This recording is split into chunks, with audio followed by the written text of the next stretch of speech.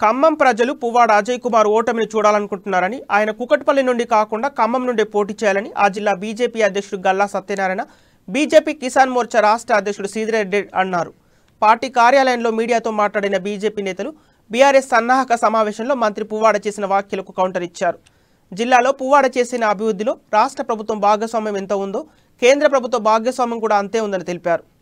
తెలంగాణ ప్రభుత్వ హయాంలో రాష్ట్ర ప్రజలు అనేక ఇబ్బందులు పడుతున్నారని, రైతులు ఆత్మహత్యకు రాష్ట్ర ప్రభుత్వమే కారణమని ఆరోపించారు.